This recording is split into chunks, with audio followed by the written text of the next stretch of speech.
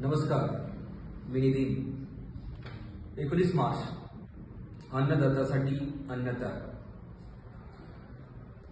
हा दिवस आपण सामूहिक श्रद्धांजली म्हणून, सहवेदना दिवस म्हणून किसान पुत्र आंदोलन गेली 8 वर्ष या महाराष्ट्रामध्ये पाळत आहे।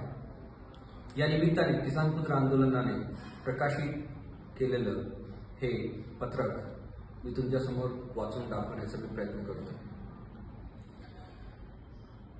थांबावे गळफास यासाठी उपवास। 19 मार्च वैयक्तिक उपवास, सामूहिक उपोषण, श्रद्धांजली सभा। याला तुम्हाला जे नाव द्यावयाचं आहे ते नाव तुम्ही देऊ शकता।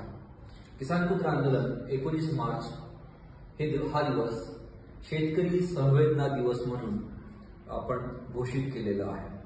महाराष्ट्रात आजही दररोज शेतकऱ्याच्या आत्महत्या होत आहेत। शेतकरी आत्महत्याबाबत महाराष्ट्र दुर्दैवाने या देशात अव्वल आहे। देशात झालेल्या 4.5 लाखापेक्षा अधिक शेतकऱ्यांच्या आत्महत्या ह्या महाराष्ट्रातून झालेल्या आहेत। शेतकरी आत्महत्या ही राष्ट्रीय आपत्ती मानली गेली पाहिजे। म्हणजे सरकारने इतर फालतू कामे थांबवून शेतकरी आत्महत्या कशा थांबतील याचा विचार केला पाहिजे।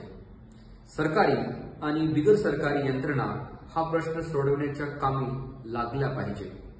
जसे कोविडच्या काळात केले होते अगदी तशाच पद्धतीने। ज्या सरकारने अजूनही शेतकऱ्यांची माफी मागितली नाही, माफी तर लांबची गोष्ट आहे, साधी श्रद्धांजली देखील अर्पण केलेली नाही।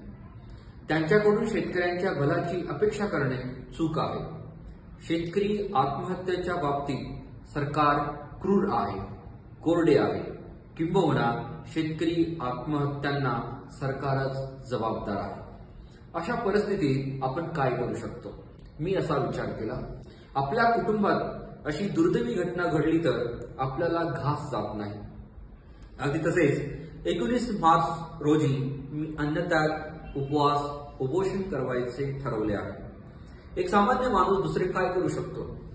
19 मार्च 1986 रोजी यवतमाळच्या चिलगावचे साहेबराव करपे पाटील, त्यांची पत्नी मालतीताई व त्यांच्या 4 लेकरांनी पवनार जवळच्या दत्तपूर आश्रमात सहकुटुंब आत्महत्या केली। या मार्चला त्यांचा 39वा स्मृती दिन आहे।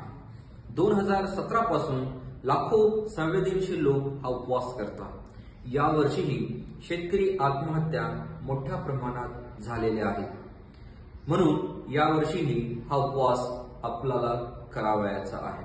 धन्यवाद।